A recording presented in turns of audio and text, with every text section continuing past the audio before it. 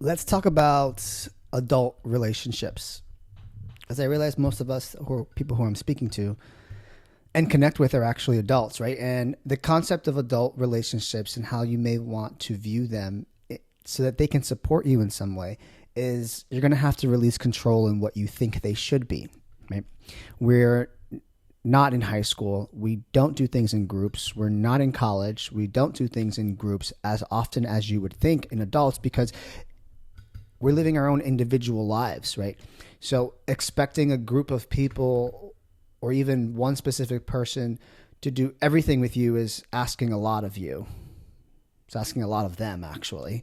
One person can't honestly be everything for you, including relationship dynamics, which is, I think that's also why relationships end up diminishing or dissolving in some way because we put this expectation that they need to be our everything all the time.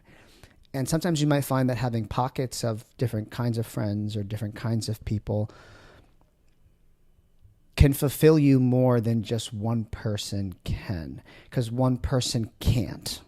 That would be perfectionism, and perfectionism will lead to debilitation.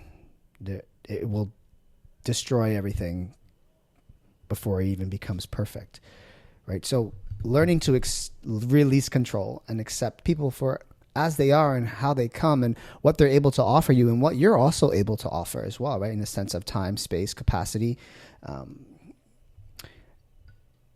The other component would be communication skills.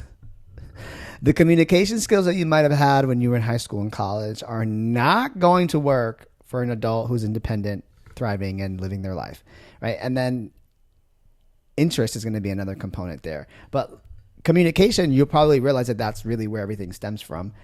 Either it's your inability to communicate or address issues or even build connections, quality connections, or their inability to create quality connections and have in-depth conversations or conversations about things that keep your interest, right?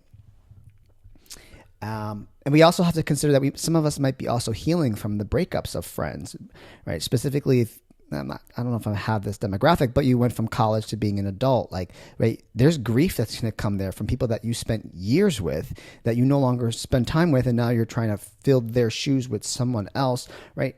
Long-term friends, they tend to see you grow in different phases of your life, and right, we call those generational friends. I have a couple of those because we've seen each other grow, and when we reconnect, we pick right back up where we started. So some components that I want you to think about when we're thinking about adult friendships.